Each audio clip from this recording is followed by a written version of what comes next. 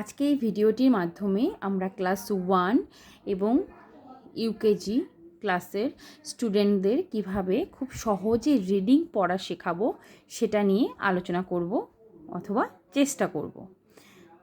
আমরা যদি এরকম ছোট ছোট স্টোরির মাধ্যমে বাচ্চাদেরকে রিডিং পড়া শেখাই তাহলে তারা খুব সহজেই রিডিং পড়াটিকে শিখতে পারবে। আসুন শুরু করা যাক। Happy horse lives on the farm. খুশি ঘোড়া একটি ফার্মে বাস করত। Happy horse third person singular number, সেজন্য ভার্বের সাথে এস যোগ হয়েছে, lives. He lives in the stable. সে ঘোড়ার পালের সাথে বসবাস করত। স্টেবল মানে ঘোড়ার পাল। হি ডাজ নেই। সে ঘোড়ার যে ডাক তাকে আমরা নেই বলে থাকি, সেটা সে ডাকত। হি ড্রস, সে টানত দ্য ফার্মার্স কার্ট। সে কৃষকের গাড়ি টানত। ফার্মার্স কার্ট মানে কৃষকের গাড়ি। Farmer gives him hay everyday. Farmer কৃষক গিভস হিম তাকে দিত হে খড় এভরিডে প্রতিদিন, মানে কৃষকটি তাকে প্রতিদিন খড় খেতে দিত। Sometimes he gives him carat.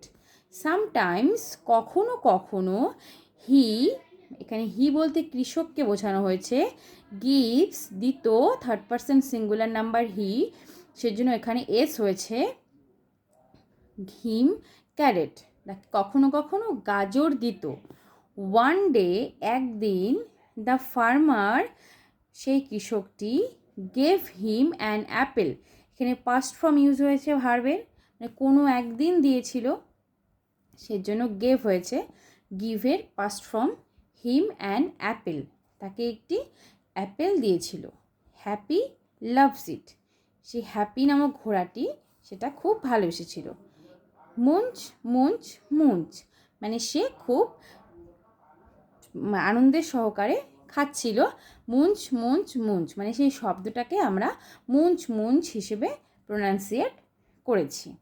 আচ্ছা, এই স্টোরির থেকে কিছু কোশ্চেন আমরা এখন বাচ্চাদেরকে সলভ করাতে পারি। যেমন happy horse live on the, এখানে অপশন দেওয়া আছে আইসল্যান্ড ফার্ম, আমাদের হবে farm,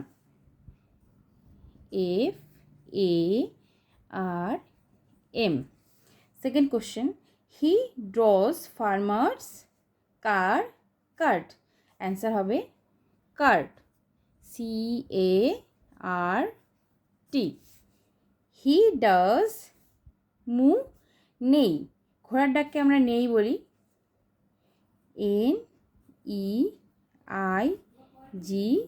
NEIGH.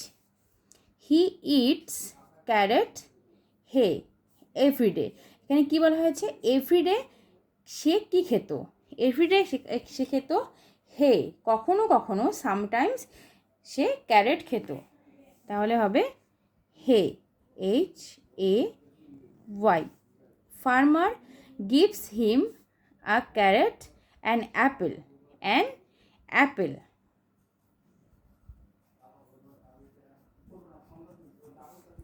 He lives in the coop stable, STABLE.